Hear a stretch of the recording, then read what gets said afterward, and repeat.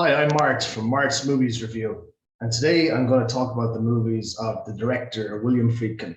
The movies I'm going to talk about today are The French Connection, The Exorcist, and finally To Live and Die in LA. So starting with The French Connection, which was made in 1971, and it was Friedkin's kind of more popular movie that made him a star director. He had made a few movies before that. He was a documentary filmmaker, he was a TV director, but he got with Peter Distoni, and he started making the script of The French Connection, which was based on a book called The French Connection about the drugs trade between Europe and America in the 1960s. And you had two cops, one Irish American, one Italian American, who did the drugs busts, and it was based on the characters. Their characters were in the film, with Gene Hackman playing the Irish cop who had been in the movie Popeye Doyle. Here's Popeye. And you had alongside him as well Roy Schreider. And the movie, there's a very funny story about the movie, how it came about, how Friedkin cast the movie, and what he wanted to do with the movie. Of course, the famous car chase in the scene throughout the film. He didn't like Gene Hackman, and he had a sit down meeting with Hackman and the casting call. And he sat down with tea or coffee with him, and he didn't really get on with him. He thought he was kind of boring kind of a character. He didn't have the grit, to be a kind of a street detective. So, but it was a very low budget movie, and it was funded by 20th Century Fox, Zanuck, Richard Zanuck's son, Zanuck Jr., and they gave them some money, but they could only spend a short bit of money on the casting. So they had to choose kind of lower wage actors for the roles. So they wanted to make it. They had to choose, what they had little options of which to choose from.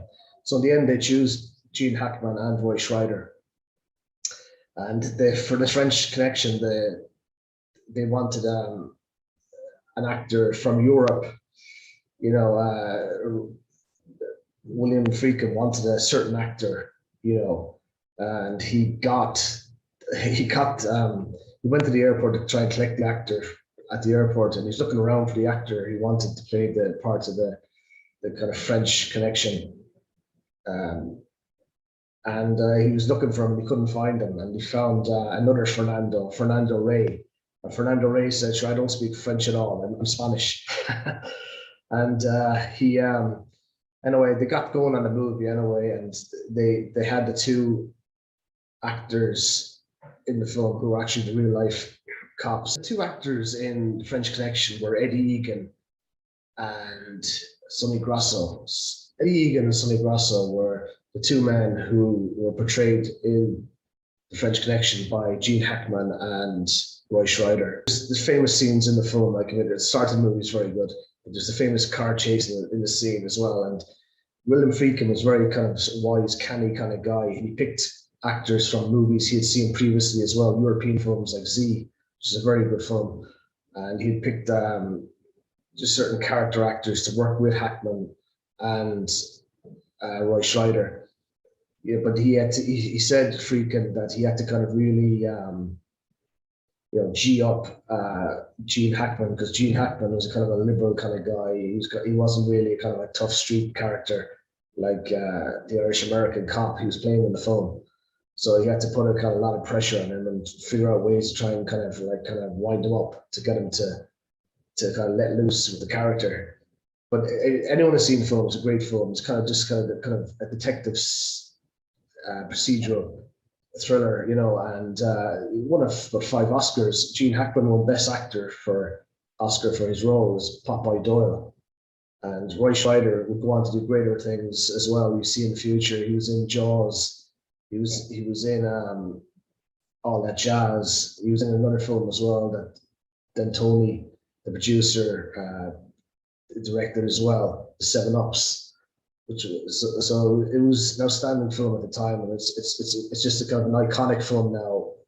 Gene Hackman with the pork barrel hat and the famous car chase in the film. And they had Bill Hickman driving the car. He was the stuntman driving the car in that famous car chase. Now, Bill Hickman was the driver in the film Bullet with Steve McQueen, and they just went for it. They had Billy Friedkin in the back of the car, like filming. They had another car in front of them, and they were basically there's no permits for nothing. There's about 1,000 businesses around them, and they said, "Oh, we'd have to ask all these businesses for permits to drive through." And he said, "Well, they're asking Friedkin, what about that?" And he said, "Forget about it." And I did a run through in the car underneath the bridge, chasing a train, and they did it kind of more or less in one take, and you have Hackman, real kind of fear inside in the vehicle, because he did crash into someone. There was a kind of crash and the start again, and they show him in the car, like there's a famous scene that I won't give it away, but he's ruthless in the car chasing, and that was kind of Bill Hickman, stunt car driver. Yeah, the movie worked out amazingly. I mean, because they all thought that the movie was going to go to nothing. Like, I mean, Billy Friedkin wasn't happy, as you said in the production. Wasn't happy with Gene Hackman as the lead man. I wasn't happy as the lead bad guy. It wasn't Fernando Rey. I didn't even want him. I wanted the other Fernando from the other film we saw. You know what I mean? And yeah, it was just. But in the end, himself and Philip D'Antoni, a fellow producer, yeah, they pulled it out of the bag and they made it a classic. Willem Friedkin became a kind of superstar after that, because he went on to direct the next film, which was The Exorcist, which is based on William Peter Blatty's book called The Exorcist. And Blatty would go on to make a great cult film later on called The Ninth Configuration. He was very clever how he made his screenplays and scripts work, and he was working then with William Peter Blatty on The Exorcist, and they sat down and went through the book, and Blatty wrote a screenplay, and he showed it to Billy Friedkin, and Friedkin wasn't happy because he took a lot of the stuff out of the book that he felt that wasn't needed, and he left stuff out that should have been in. So himself, he sat down with Blatty himself, and he basically took out the chunks of the book that they were kind of exciting and entertaining and, you know, suspenseful. So he sat down and they fashioned out a script, and he worked on his own little tactics as well to get the performers performing. But in this film, The Exorcist, it was just a kind of mother and daughter story, really. But it shows kind of a mother and daughter living in kind of Georgetown, in a kind of wealthy part of Washington in America, and just how the child is going through supernatural convulsions within the film, and the mother is more of someone who's more kind of secular, and she doesn't really believe in supernatural that much. And just such funny, strange happenings happen around this set and scenes. She's an actress as well. And the daughter, she tries everything. She goes to doctors, scientists, everywhere to try and get her help. And then she goes to Father Marek in the end to help. And his assistant helps him, Patrick, and Jason Patrick's father. And there's some chilling scenes in the film, especially around his kind of assistant who's helping him, Father Marek, in the film, like chilling scenes in the room itself with the child, but also with his own mother in the subway, and even little stuff like he has an old man talking to him on the subway in real life. So an ending for any kind of change for an old altar boy father, you know. And then Lucifer himself says that within the child when he's in the room with her. You know what I mean? And it's very chilling. And Mark Kermode finds that moment very chilling as well. It's one of Mark Kermode, the film reviewer's favorite films. He did a thesis on it. He's a Dr. Kermode in Manchester University, and he met his missus there as well. But he did a kind of thesis in horror studies. And anyone who knows Kermode knows that Mark's favorite film is The Exorcist, and he likes Mary Poppins as well, and Silent Runnings. And it's this very day, I know it's been made in 1973, but to this very day, The Exorcist is a very shocking film. The way it's filmed, the way the Stadium Cambridge's voice over of the child, and just the body horror and the movements within the room is is very shocking. I saw a funny picture yesterday, actually, they even used the pictures of her doing elevations, her body, and to show a man actually standing on top of her body doing painting, and there's it's used in pop culture now to make light. At the time, and even to this very day, it's a very, very shocking film to see. And I like the start of the film. They show kind of Babylon, they show in Iraq, and the Exorcist follow-ups. I've only seen bits of them. I've seen like bits of 2 and bits of 3 with George C. Scott, but I watched the the controversial films. There was a few of them. There was the beginning, Exorcist, the beginning, the one I think with Rennie Harlan, and there's one directed by Paul Schrader as well, which is supposed to be better than Rennie Harlan's one because Paul Schrader got sacked because he did this. The studio didn't like it, and they said it wasn't scary enough. So they brought in Rennie Harlan to do a new version. The guy who directed Die Hard 2 and yeah, a few of the movies, and they said his version was worse than Paul Schrader's. But anyway, I have to see the sequels. There's one with Linda Blair, I think, and Richard Burton or William Holden, I think, is in the movie with her.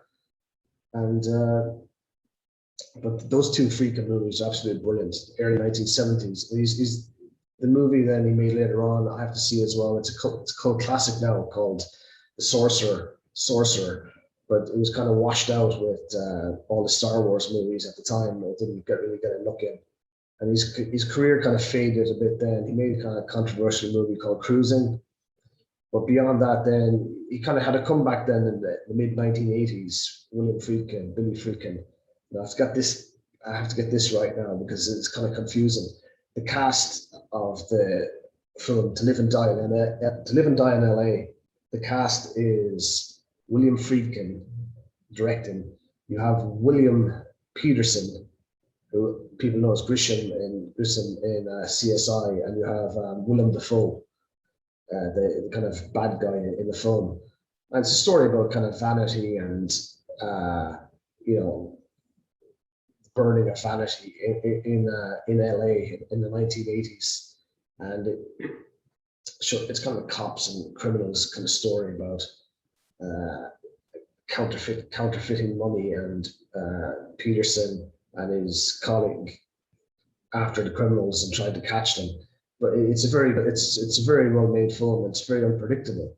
It's like a film I just saw recently called Triple Frontier, which is made with Ben Affleck. It's a very unpredictable film, and it does stuff in the film that most films are afraid to do because they just they wouldn't see it as mainstream. But the film itself is really well made, and Willem Dafoe is really good in it. I mean, he was just starring in a few roles there himself in a vampire movie, and he got involved in Platoon then, and he was making his way. William Peterson had been made Manhunter, so he should have been a big star, but I think he walked away from it really at the time. But William Peterson, I know he's a big star, a TV star with CSI, and he was in a movie with Mark Wahlberg called Fear. Yet it's a shame really that William Peterson, that he didn't become a bigger star, because he was brilliant in Manhunter with Hannibal Lecter, and he was also with Brian Cox playing Hannibal, and he was really good in To Live and Die in LA. It's a movie you should really check out, and the soundtrack is very good as well. You should listen to that as well. And To Live and Die in LA, there's the Wong Chung did the soundtrack, Dance Hall Days, and they got some more great tunes on the soundtrack. Friedkin is definitely having a comeback with that film, because we have a cop versus criminal. They're both exciting actors, and they're both kind of like just kind of in their prime at the time, because Willem Dafoe would go on to do Platoon and then Last Temptation of Christ, Mississippi Burning. And then you had, at the same time, you had William Peterson doing the film Manhunter, which is the first of the Silence of the Lambs films, if you want to call them, the Hannibal films. So I'm going to leave that here for this week.